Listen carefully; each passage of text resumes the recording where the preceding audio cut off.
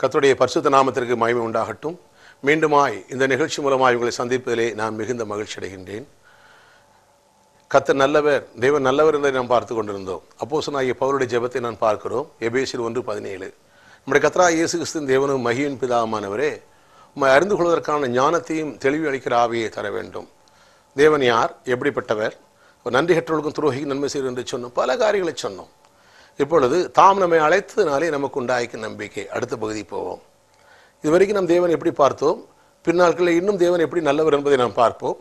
அதுக்கு இடையிலே அடுத்தபடியாக தாம் எபேசியர் 1:17 சொல்கிறார்களே, தாம் நம்மை அழைத்ததினாலே நமக்கு உண்டாய்க்கும் நம்பிக்கை. தேவன் நம்மை அழைத்ததினாலே எனக்கு என்ன இருக்கிறது? கலிலே கடற்கரை ஓரத்திலே மீன் பிடிக்கிற மனிதர்களை பார்த்து இயேசு அழைத்தார். என் பின்னாலே வாங்க, நான் உங்களை மனுஷர் பிடிக்கிறதாக மாற்றுவேன் என்று சொன்னார். ஆனால் உண்மையிலே அது இயேசு அழைத்தாரா என்றால், இயேசு சொல்லுகிறார், நான் சொந்தமாக எதையும் செய்யவில்லை. நான் பேச வேண்டியதுனதென்றும், நான் உபதேசிக்க வேண்டியதுனதென்றும், நான் செய்ய வேண்டியதுனதென்றும் என் பரமபிதா எனக்கு என்ன சொன்னாரோ அதுதான். இப்போ இயேசு தேவனாக இருந்தும், தேவனுடைய குமாரனாக இருந்தும், உலகத்தை உண்டாக்குனவராக இருந்தும், அவர் தன்னுடைய தேவனுடைய சித்தம் செய்கிறவராக இருந்தார். அப்போ கலிலே கடற்கரை ஓரத்திலே மீன் பிடிக்கிறவனை இயேசு அழைத்தார் என்றால், இயேசு அழைக்கவில்லை, பிதாவாகிய தேவன் அழைத்தார். அப்படியானால் தேவன் ஒரு மனிதனை அழைக்கிறார். இயேசு கிறிஸ்து யாரை அழைத்தாரோ அவர் தேவனால் அழைக்கப்பட்டவர்களாக இருந்தார்கள், தேவனால் தெரிந்து கொள்ளப்பட்டவர்களாக இருந்தார்கள். இன்றைக்கு கூட நீங்கள் யாருடைய சத்தத்தை கேட்டு யார் மூலம் ரட்சிக்கப்பட்டிருக்கலாம், ஆனால் உண்மையிலே உங்களை ரட்சித்தது பரலோக பிதா என்பதை விளங்கிக் கொள்ள வேண்டும். தேவன் தான் உங்களை அழைத்தார். ஆனால் தான் 1 Corinthians 1:9 வாசிக்கிறோம், தன்னுடைய குமாரனோடு ஐக்கியமாக இருப்பதற்கு உங்களை அழைத்த தேவன் உண்மையுள்ளவர். எதற்காக அழைத்தாராம்? அவருடைய குமாரனோடு ஐக்கியம், உங்களுக்கு நம்பிக்கை, ஐக்கியமாக இருப்பதற்கு, அவருடைய இணைவதற்கு, அதாவது குமாரனுடைய எல்லா ஆசீர்வாதங்களையும் அனுபவிப்பதற்கு அவர் உங்களை அழைத்திருக்கிறார். ஒரு மனிதன் கிறிஸ்துவோடு தேவனோடு உரச இயேசுவோடு இணைய என்ன நடக்கிறது? பூவோட சேர்ந்த நாரும் மனம் விரும்புவது போல அந்த கிறிஸ்துவின் சுவாபங்கள் வருகிறது. யாரும் பிறக்கும் போதே பாவியாக பிறந்தாலும் பாவ செயல்கள் அதிகமாக செய்வதில்லை. ஆனால் மோசமான அன்போடு சேரும் பொழுது அதை பழகி அந்த கெட்ட பழக்கத்தை கற்றுக்கொள்கிறார்கள். அதுபோல இயேசுவோடு நம்ம ஐக்கியமாக தேவன் அழைத்திருக்கிறார். நம்ம இயேசுவை விசுவாசிக்கும் போது இலவசமாய் பாவ மன்னிப்பு பெறுகிறோம், இலவசமாய் நீதிமானாக்கப்படுகிறோம். அது மாத்திரமல்ல, இலவசமாய் பரிசுத்த ஆவியின் அபிஷேகத்தை பெறுகிறோம், இலவசமாய் ஆசீர்வாதத்தை பெறுகிறோம். இதெல்லாம் நாம் பார்ப்போம் பின்னாட்களிலே. ஆனால் தேவனோடு நம்மை இயேசு கிறிஸ்துவோடு ஐக்கியமாக இருப்பதற்கு நம்ம அழைத்த தேவன் உண்மை உள்ளவர். சரி, அப்போ தேவன் நம்ம அழைத்ததினாலே நமக்கு உண்டாயிருக்க நம்பிக்கை. எனக்கு என்ன கிடைச்சது? அப்படியானால் நம்முடைய பழைய வாழ்க்கையை, சரித்திரங்களை நாம் திரும்பி பார்க்க வேண்டும். தேவனை அழைத்து தேவனால் அழைக்கப்பட்டவர்களுக்கு தேவன் என்ன செய்தார்? இதற்கு ஒரு முன் மாதிரியாக யாரை பார்க்கலாம்? ஆபிரகாமை பார்க்கலாம். கல்தேர் ஜாதியிலே மெசொப்பொத்தாமிய தேசத்தில் இருந்த ஆபிரகாமை கர்த்தர் அழைக்கிறார். அவனை அழைத்த போது அவருக்கு சில காரியங்களை சொல்கிறார். அதை நாம் பார்ப்போம்.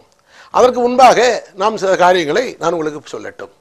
தேவன் நம்மை அழைத்ததினாலே நமக்கு கிடைத்தது, இயேசுவை ஏற்றுக்கொள்ளும் பொழுது கல்வாரி இரத்த புண்ணியத்தினாலே நான் நீதிமானானோ, நீதி செய்யாமலே நீதிமானானோ, பாவியா இருந்து நான் பரிசுத்தவானானோ, கல்வாரி குற்றமற்றவர்களாக கண்டிக்கப்படாதவர்களாக இயேசுடைய அந்த அழைப்பை ஏற்றுக்கொண்டபடினாலே, அது தேவனுடைய அழைப்பை ஏற்றுக்கொண்டபடினாலே, இயேசு இரத்த புண்ணியத்தினாலே நாம் தேவனுடைய பிள்ளைகளாக மாறியிருக்கிறோம். கர்த்தருக்கு ஸ்தோத்திரம். இதைத்தான் நாம் தொடர்ந்து பார்த்து கொண்டிருக்கிறோம். நம்முடைய தேவன் நன்றி கற்றவர்களுக்கும் துரோகிகளுக்கு நன்மை செய்கிறவர், விழுகிற யாவரையும் தாங்குகிறவர், மடங்கடிக்கப்பட்ட யாவரையும் தூக்கி விடுகிறவர். அவர் ஒருவரையும் ஒருபோதும் கடிந்து கொள்ளாதவர், ஒருபோதும் சபிக்காதவர். தேவன் அன்பாகவே இருக்கிறார். ஆகையினாலே அன்பு சகலத்தையும் தாங்கும், சகலத்தையும் சகிக்கும், சகலத்தையும் தாங்கக்கூடியவராக இருந்தார், செய்யக்கூடியவராக இருந்தார். அவசரப்பட்டு யாருக்கும் எந்த தீமையும் செய்யவில்லை என்று நான் சொன்னேன். அநேர் கர்த்தருக்கு ஸ்தோத்திரம். பல கேள்விகள் மத்தியிலே எல்லா கேள்விகளுக்கும் ஆன்சர் சொன்னேன். இன்னும் ஏதாவது கேள்வி இருந்தால் எடுத்து கேளுங்கள், நான் உங்களுக்கு விளக்கம் கொடுக்கட்டும். நான் ஆயத்தமாக இருக்கிறேன். கர்த்தர் தாமே உதவி செய்வாராக. சரி, இப்பொழுது தேவன் அழைத்தபடினாலே என்ன செய்வார்? சரி, இதற்கு முன்னால் அழைத்தவர்களுக்கு என்ன செய்தார்? அப்போ அவர்களுக்கு செய்தார், நமக்கு செய்வார். இரண்டாவது தேவனத்தில் பாரபட்சம் இல்லை. ஒரு கண்ணில் வெண்ணெய், ஒரு கண்ணில் சுண்ணாம்பு வைக்கிறது இல்லை. ஆண்டவர் வேறுபாடு கிடையாது. அவர் யாதொரு மாறுதலும் இல்லை, யாதொரு வேறுபாடும் இல்லை என்று வேதத்தில் வாசிக்கிறோம். யாக்கோபு 1:17 தெளிவாக சொல்லுகிறார். நன்மையான எந்தையும் பூரணமான எந்த வரமும் சோதிகளின் பிதாவிடத்தில் வருகிறது. அப்போ நன்மை பொருள் அங்கிருந்து வருகிறது, தீமை முழுதும் பிசாசுக்கு வருகிறது என்று விளங்குகிறது. ஆனால் நன்மையும் தீமையும் ஆண்டவர் மாற்றி செய்யறதில்லை. அவர் தீமையை பார்க்காத சுத்த கண்ணர். அவர் நன்மையின் ஊற்றாக இருக்கிறார். நன்மைகளெல்லாம் அவர் அங்கிருந்து வருகிறது. பார்க்கலாம். ஏசாயா தீர்க்கதரிசி புஸ்தகம் 51 அதிகாரத்திலிருந்து உங்களுக்கு சில வசனத்தை நான் வாசித்து காட்டட்டும். ஏசாயா 51:2. உங்கள் தகப்பனாய் ஆபிரகாமையும் உங்களை பெற்ற சாராளையும் நோக்கி பாருங்கள். அவன் ஒருவனாய் இருக்கையில் நான் அவனை அழைத்து அவனை ஆசீர்வதித்து அவனை பெருக பண்ணினேன். கர்த்தர் சீயோனுக்கு ஆறுதல் செய்வார். அவர் அதன் பாழான ஸ்தலங்களை எல்லாம் தேரடை செய்து அதன் வனாந்திரத்தை ஏதனை போலவும் அதன் அவாந்தர வழியை கர்த்தரின் தோட்டத்தை போலவும் ஆக்குவார். சந்தோஷமும் மகிழ்ச்சியும் துதியும் கீதசத்தமும் அதிலே உண்டாயிருக்கும். அதாவது ஆண்டவர் சொல்லுகிறார், இஸ்ரவேல் ஜனங்களுக்கு சொல்லுகிறார், இஸ்ரவேல் ஜனங்கள் தேவனை குறித்து சரியான வெளிப்பாடு இல்லாமல் உணர்வு இல்லாமல் அறியாமல் இருக்கும் பொழுது ஆண்டவர் சொன்னார், என் ஜனங்கள் அறிவில்லாதபடியினால் சங்காரமாகிறார்கள். தேவனை அறியாவிட்டால் தவறாய் விளங்கினால் தவறாய் விசுவாசிப்பீர்கள், தவறாய் விசுவாசித்தால் தவறாய் சிந்திப்பீர்கள், தவறாய் பேசுவீர்கள், தவறாய் பெற்றுக்கொண்டீர்கள், தவறாகவே ஆகிவிடுவீர்கள். அதனால் தேவனை குறித்து ஒரு சரியான ஒரு பழக்கம் ஒரு பாடம் இருக்க வேண்டும். இஸ்ரவேல் மக்கள் தேவனை குறித்து தவறான ஒரு படம் இருந்தது, அதனால் தான் அவர் சங்காரமான என்று சொன்னார். ஆகையினால அவர்களுக்கு அவர் சில காரியத்தை வெளிப்படுத்த வேண்டியது அவசியமாக இருந்தது. அதை சொல்கிறார், உங்கள் தகப்பனாய ஆபிரகாமையும் உன்னை பெற்ற சாராளையும் நோக்கி பாருங்கள் சொல்றாரு. பாருப்பா, நீங்க ஆபிரகாம் வம்சத்துக்கு வந்தீங்க, சாராளிலிருந்து வந்தீங்க, அவர்களை நோக்கி பாருங்கள். நான் அவன் ஒருவனாயிருக்க நான் அழைத்தேன். நம்பர் 1, முதலாவது அவர் அழைத்தேன் என்கிறார். இரண்டாவது, நான் உனக்கு புடுங்கிட்டேன்னு சொல்லல, உன்னை அழைத்தேன். அப்போ ஒரு மனுஷனை அழைத்தார். இரண்டாவது, அவனை ஆசீர்வதிக்கிறார். மூன்றாவது, பெருகச் செய்கிறார். இதுதான் தேவனுடைய கேரக்டர், சுவாபம். அழைச்சிட்டு சில நினைக்கிறாங்க ஆண்டவர் அழைச்சாரு, அங்க போய் உட்கார்ந்து என்ன வந்து புறமுடுவாரு, என்ன கோயம்போல மிதிப்பாரு, என்ன வந்து நொடிச்சாரு, அதெல்லாம் கிடையாது. துர்ச்செய்தி அருமையானவர்களே. தேவன் ஒரு மனிதனை அழைக்கிறார். நம்பர் 1 அழைக்கிறார், இரண்டாவது அவனை ஆசீர்வதிக்கிறார், மூன்றாவது அவன் வாழ்க்கையில பெருக்கத்தை கொடுக்கிறார். அதை குறித்து நாம் பார்க்க போகிறோம். சொல்லிட்டு சொல்றாரு, அவனை அழைத்தேன், அவனை ஆசீர்வதித்தேன், அவனை பெருகச் செய்தேன். பெருக்கம் என்ற கூட்டல் இல்லை, பெருக்கல். கூட்டல்னா 2 2 4 4 4 8 8 8 14, இது கூட்டல். ஆனால் கூட்டல் கணக்கு போடல, ஆண்டவர் பெருக்கல் கணக்கு பேசுகிறார். அருமையானவர்கள் சொல்லுகிறார், பெருக்கலை பெருகச் செய்தேன். அதாவது 2 2 4 4 16 16 16 பெருக்கணும். அதுக்கப்புறம் தொகை வெகு சீக்கிரத்திலே, அதான் இப்பொழுது இருக்கிறதை வாக்கிலும் 1000 மடங்கு நீ பெருகு என்று உபாகம் 1 அதிகாரத்திலே வாசிக்கிறோம். ஏன்னா ஆண்டவர் பெருக்கத்தின் தேவனாக இருக்கிறார். அப்படியே ஒரு மனிதனை அழைக்கிறார், அழைத்த உடனே அவனை ஆசீர்வதிக்கிறார், மூன்றாவது பெருகச் செய்கிறார். அதை குறித்து இன்னும் கொஞ்சம் நான் பார்க்கலாம். இதுவரை நாம் பார்த்தோம், தேவனை பற்றி அறிகிற அறிவிலே ஒரு சில பகுதி ஓரளவு பார்த்தோம், முழுசும் பார்க்கவில்லை, கொஞ்சம் பார்த்தோம். அடுத்தாலே தாம் அழைத்த நமக்கு நம்பிக்கை குறித்து பார்க்க போகிறோம். ஒரு மனிதன் ஆண்டவரை அழைக்கும் பொழுது என்ன கிடைக்கிறது? இயேசு கிறிஸ்து வருத்தப்பட்டு பாரம் சுமக்கிறவர்களே, பாரத்தோடு இருக்கிறவர்களே, நெருக்கத்தோடு இருக்கிறவர்களே, கலக்கத்தோடு இருக்கிறவர்களே, துன்பத்தோடு இருக்கிறவர்களே, குழப்பத்தில் இருக்கிறவர்களே, எல்லோரும் இடத்துல வாருங்கள், நான் குழப்பத்தை தீர்ப்பேன், நெருக்கத்தை மாற்றுவேன், பிரச்சனை மாற்றுவேன் சொல்றார். அவர் செய்வது அத்தனை இலவசம். ஆனால் ஒரே ஒரு கண்டிஷன், என்னிடத்துல வரணும், அவ்வளவுதான். பழைய ஏற்பாட்டில் ஆபிரகாமை அழைக்கும் போது ஒரே ஒரு கண்டிஷன், உயரத்தை ஜனத்தை விட்டு நான் சொல்றது பின்னாலவா. அவன் வந்தான், கர்த்தர் அவனை ஆசீர்வதித்தார். வேதம் சொல்லுது, அவனை பொன்னும் வெள்ளியும் உள்ள சீமானா மாத்தினான். பொன்னையும் வெள்ளியும் புடுங்குறதுல தேவன் இல்லை, பொன்னு வெள்ளி உள்ள சீமானா மாத்தினான். பிரியமானவர்களே, ஆண்டோட வருகின்ற பொழுது முதலாவது மாற்றமான ஆவிக்குரிய மாற்றம், உள்ளுக்குள்ள ஒரு மாற்றம், ஜீவியத்தில் மாற்றம், குணத்தில் மாற்றம், அதே நேரத்தில் பொருளாதார மாற்றம் ஏற்படுகிறது. வெறும் பொருளாதாரத்துக்காக ஆண்டது இல்லை, அது பொருளாதாரம் உண்டு. தேவனுடைய ராஜ்யத்தை நீதியும் தேடும்போது இவையெல்லாம் உங்களுக்கு உண்டு, அது இல்லைன்னா அது உண்டு. கர்த்தருக்கு ஸ்தோத்திரம். வெறும் ஆவிக்குரிய ஜீவியம் மாத்திரம் இல்லை, ரெண்டும் உண்டு. ஒரு மரம் இருந்தால் நிழல் கண்டிப்பா இருக்க செய்யும். கர்த்தருக்கு ஸ்தோத்திரம். அவர் சொல்லாரு, அப்போ உன்னை அழைத்தேன், ஆசீர்வதித்தேன், பெருகச் செய்தேன். தொடர்ந்து பார்ப்பதற்கு முன்பாக இந்த வசனத்தின் அடுத்த பகுதியை பார்ப்போம். கர்த்தர் சீயோனுக்கு ஆறுதல் செய்வார். சீயோன் என்பது தேவனுடைய ஜனம். இன்னைக்கு ஆறுதலற்ற மக்களாக இருக்கிறார்கள். பிரச்சனை பிரச்சனை பிரச்சனை பிரச்சனை, ஐயோ அந்த பிரச்சனை இந்த பிரச்சனை. தேவன் வார்த்தையை கொண்டு ஆறுதல் படுத்துகிறார். வார்த்தையை விளங்கி கொண்டால் உங்களுக்கு ஆறுதல் உண்டு. அந்த வார்த்தையை விசுவாசித்தா நீங்க மகிமையை காண்பீங்க. கர்த்தருக்கு ஸ்தோத்திரம். இன்னும் ஆசீர்வாதத்தை பெறதுக்கு என்ன பண்ணணுமா? ரோமர் 10வது அதிகாரத்தை சொல்றாரு, நீ மலையும் ஏற வேண்டாம், பாதாளம் இறங்க வேண்டாம், ஒன்றும் பண்ண வேண்டாம், ரொம்ப சிம்பிள் அப்படிங்கிறாரு. ஆனா பழைய ஏற்பாட்டு மக்களுக்கு அது ரொம்ப கடினமான காரியம். ஆனா புதிய உடன்படிக்கையில இயேசு வந்த பிறகு இயேசு எல்லாம் செய்து முடித்தபடினாலே இந்த ஆசீர்வாதத்தை பெறுவது எப்படியா? மிக சிம்பிள். ரோமர் 10வது அதிகாரம் சொல்லுகிறார். என்ன சொல்லுகிறார்? இந்த ஆசீர்வாதத்தை பெறும்படி நான் பரலோகத்துக்கு ஏறுகிறது யார் அல்லது பாதாளம் இறங்குறது யார் என்று உள்ளத்தில் சொல்லாதே. அது ரொம்ப கஷ்டமான காரியம் இல்லை, நீ ஒன்றும் கஷ்டம் பிடிக்க வேண்டியதில்லை, சிம்பிள். என்ன செய்யணுமா? இருதயத்தில் விசுவாசி, கர்த்தராகிய இயேசு கிறிஸ்து இருதயத்தில் விசுவாசி, வாயில அறிக்கப்படணும். அதாவது நீதி உண்டாக தேவனுடைய வார்த்தை இருதயத்தில் விசுவாசி, ரட்சிப்பு உண்டாக வாயினால பேசு. சிலரும் இருதயத்தில் விசுவாசிக்காம வாயில பேசிட்டே இருப்பாங்க. கர்த்தர் ஆசீர்வதிப்பார், நான் வாழ தலையா இருப்பேன், கீழே மேல இருப்பேன், வாக்குத்து சொல்லிட்டே இருப்பாங்க, அவங்களுக்கு கிடைக்கிறது இல்லை. ஏன்னா இருதயத்தில் விசுவாசி. தேவனுடைய வார்த்தை இருதயத்தில் விசுவாசி நீதி கிடைக்குமா?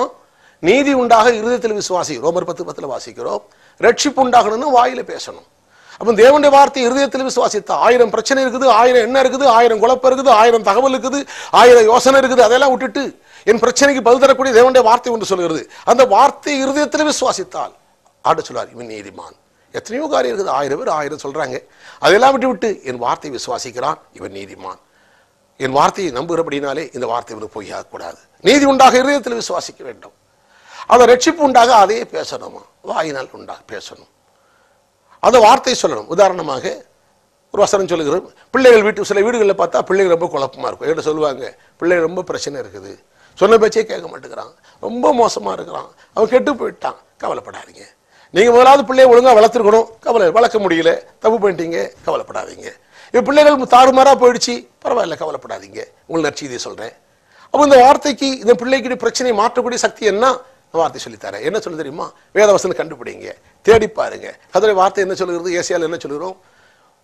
இதினா சிறப்பட்டிருப்பாய், கொடுமைக்கு தூரமாவாய், உன் பிள்ளைகள் கர்த்தரால் போதிக்கப்பட்டிருப்பார்கள், உன் பிள்ளையோட சமாதானம் பெரிதா இருக்கும், உன் பிள்ளையோட சமாதானம் பெரிதா இருக்கும், பயமில்லாதிருப்பாய், கொடுமைக்கு தூரமாவாய், தீயில் உன்னை அணுகாது. இது கர்த்தர் சொன்ன வார்த்தை. இப்போ பிரச்சனை சொல்லுது, என் பிள்ளை மோசமா இருக்குது, நான் என்ன சொன்னாலும் கேட்க மாட்டேங்கிறான், எதையும் செய்ய மாட்டேங்கிறான். அப்போ என்ன சொல்லுது? உடனே என்ன பண்றது? 1008 எண்ணங்கள், தவறான எண்ணங்கள், தவறான சிந்தனைகள். மாம்சத்தில் ஏதாவது முடிவு எடுக்கலாமா? ஒன்றும் பண்ண வேண்டாம். நீங்க செய்ய வேண்டியது ஒன்னே ஒன்று. இந்த சமயத்தில் என்ன பண்ண வேண்டும்? கர்த்தர் சொல்றாரு, என் பிள்ளைகள் கர்த்தரால் போதிக்கப்பட்டிருப்பார்கள். ஆண்டவரே நமக்கு சொல்றதுக்காக ஸ்தோத்திரம்.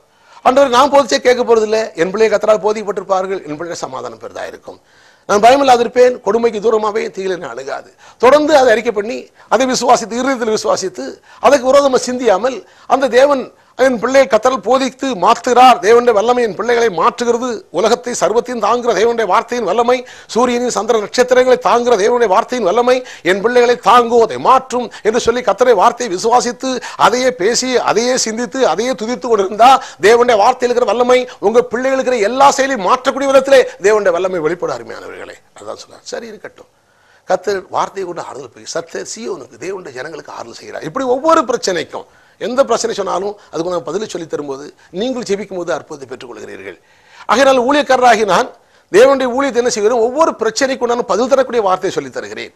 அந்த வார்த்தை என்று பல மணி நேரங்கள் போனிலே தொடர்பு கொண்டு பேசிக் கொண்டிருக்கிறார்கள். ஆகையினாலே அவர்களுக்கு நான் பதில் கொடுக்கிறேன். உடனடியாக அவர்கள் ஜெபிக்கிறார்கள், அவர்கள் ஆசீர்வாதத்தை பெற்றுக் கொள்கிறார்கள். கர்த்தருடைய நாமம் மையப்படுவதாக.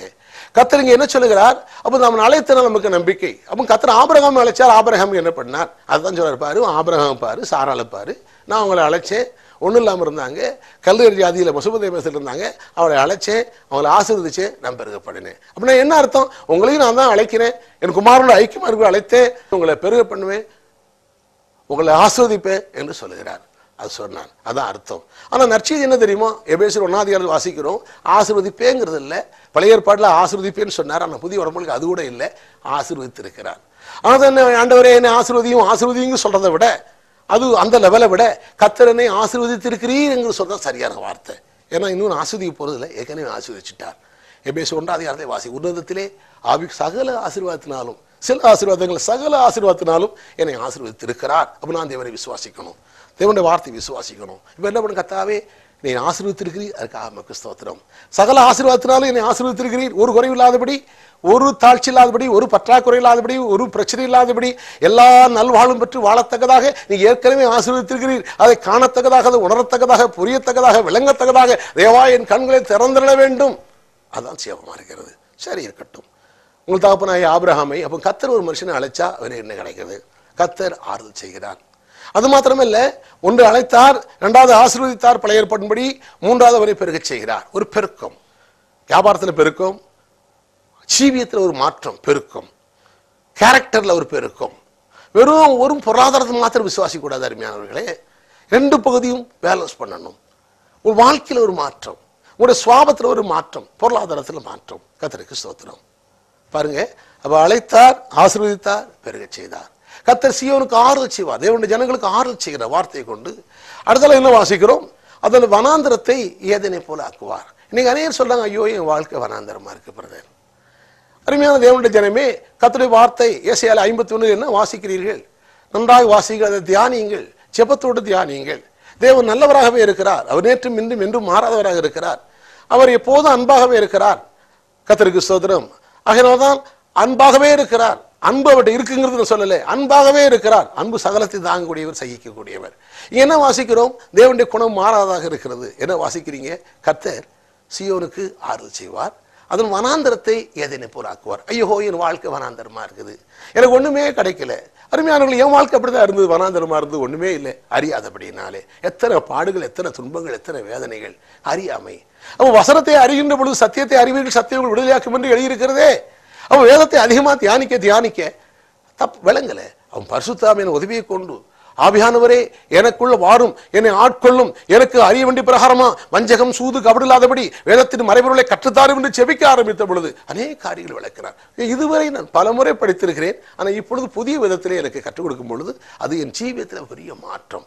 கண்களில் ஜெயம், கைகளில் ஜெயம், வார்த்தையில் ஜெயம், வாழ்க்கையில் ஜெயம், அதே சமயத்தில் பொருளாதாரத்தில் மாற்றம், விருத்தி, நல்வாழ்வு, சுகவாழ்வு. கர்த்தருக்கு ஸ்தோத்திரம். சரி, அப்போ கர்த்தருங்க என்ன வாசிக்கிறீங்க? அப்போ விளங்கி போகும்போது தாம் அழைத்தனாலே நமக்கு என்ன உண்டாகும்? தேவன் என்ன அழைத்திருக்கிறார்? உங்களே அவர் தான் அழைக்கிறார். இந்த சத்தத்தை கேட்கிற, இந்த டிவி மூலமாய் இந்த நிகழ்ச்சியை பார்த்து கொண்டிருக்கிற உங்களை தேவன் அழைக்கிறார். உங்களை ஆசீர்வதிக்கும்படியாக, உங்களுக்கு வாழ்வு கொடுக்கும்படியாக, உங்கள் பொல்லாதது உறுதியாக்கி உங்களை ரட்சிக்கும்படியாக, உங்களை சிறப்பான நிலையிலே உயர்த்தும்படியாக, எல்லா விதத்திலையும் சம்பூர்ணத்தை கொடுக்கும்படியாக உங்களை உண்டாக்குனவர் உங்கள் தேவன். உங்களுக்காக இந்த உலகத்தை உண்டாக்குனவர், உங்களுக்காக மரித்தவர், அவர் அழைக்கிறார். அதற்கு என்னை பயன்படுத்தலாம், அவ்வளவுதான். ஆனால் அவர் என்ன செய்வார்? அந்த அழைப்பை ஏற்றுக்கொண்டா பல காரியம் இருக்குது. இன்னைக்கு கொஞ்சம் சொல்றேன், நாளைக்கு மிச்சத்தை பார்ப்போம். அருமையானவர்களே, அவர் செய்வார், வனாந்திரத்தை ஏதேனை போல ஆக்குவார். அநேக வாழ்க்கை வனாந்திரத்தை பார்த்திருக்கிறேன். என்கிட்ட அநேகர் தொடர்பு கொண்டு என் வாழ்க்கையில வனாந்திரம் வனாந்திரம் பிரச்சனை பிரச்சனை பிரச்சனை பிரச்சனை.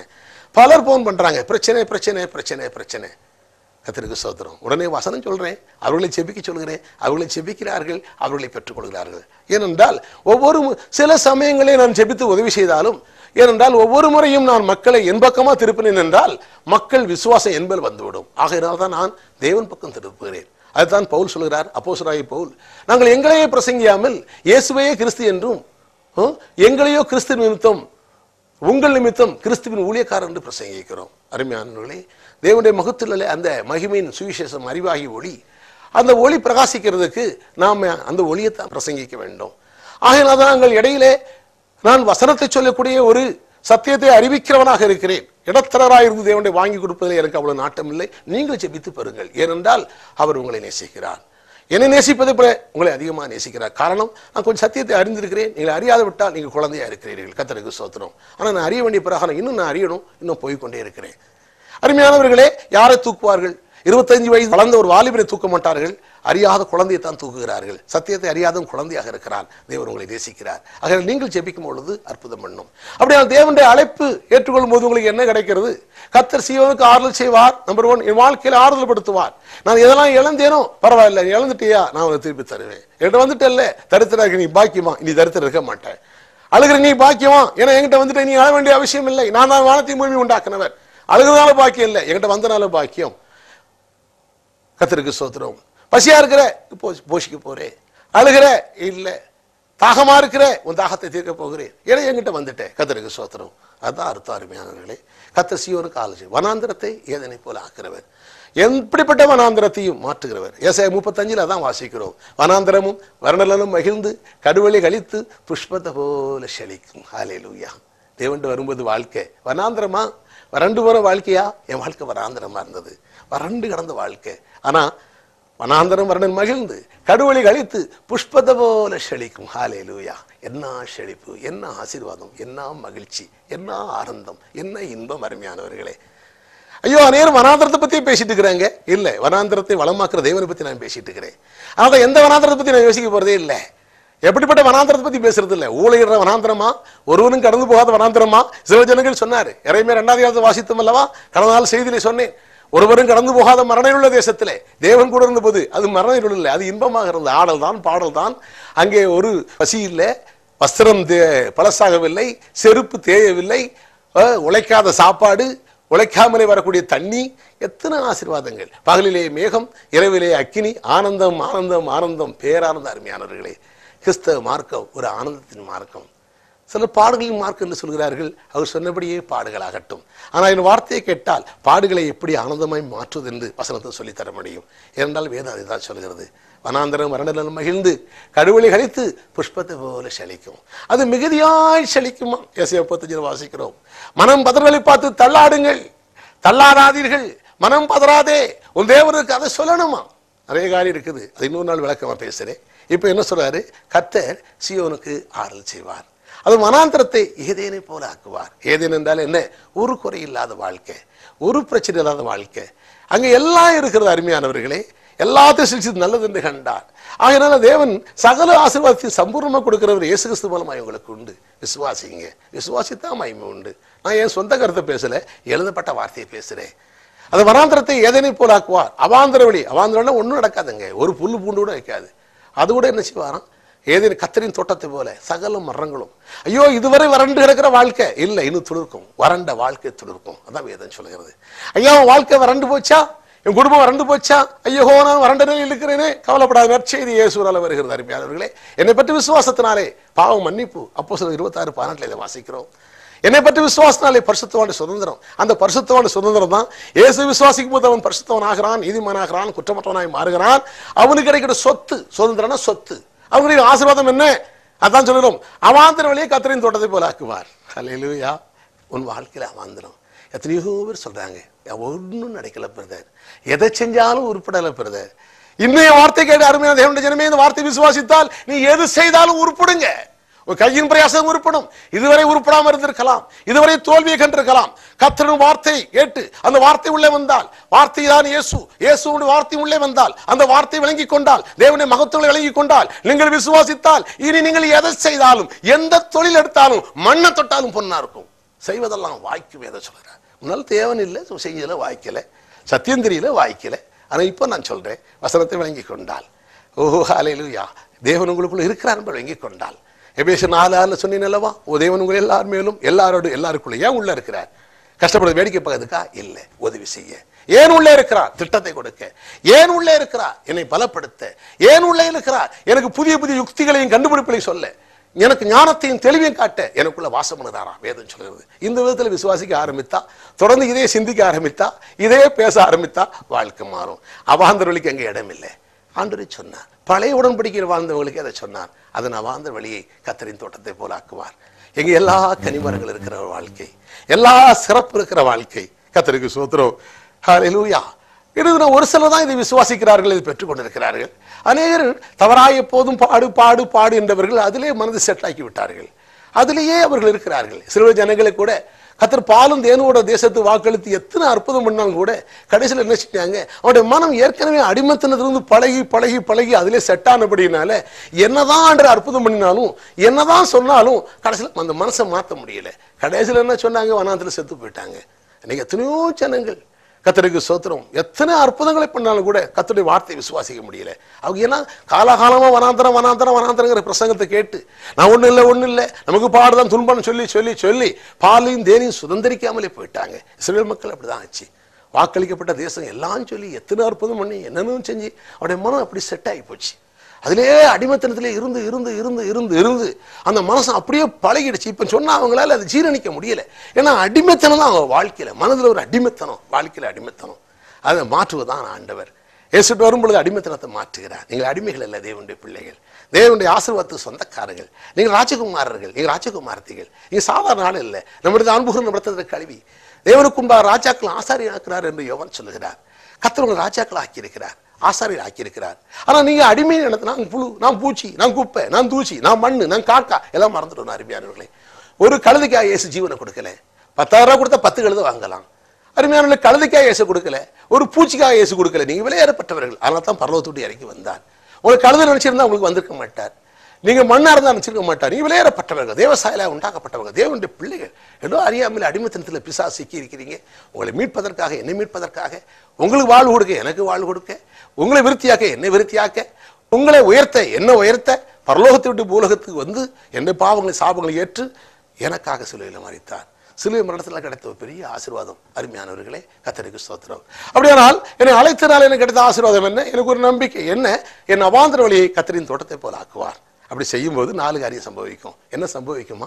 சந்தோஷம், மகிழ்ச்சி, துதி, கீத சத்தம் உண்டாயிருக்குமா? ஹல்லேலூயா. சந்தோஷம், எப்போது சந்தோஷம். அதான் கேட்பாங்க, எத்தனையோ வருஷம் நான் ஒரு கம்பெனியில் வேலை பார்த்தேன், எல்லாருக்கும் நைஷுலம் பார்க்கும்போது ஒரே சந்தோஷம். என்ன பைத்தியம் பிடிச்சி போச்சு? ஆம், இது பைத்தியம்தான். ஞானக்கு இருக்கு, எப்போது சந்தோஷம். ரோட்டில் போனால் சந்தோஷம், படுத்தா சந்தோஷம், எந்திரிச்சா சந்தோஷம்.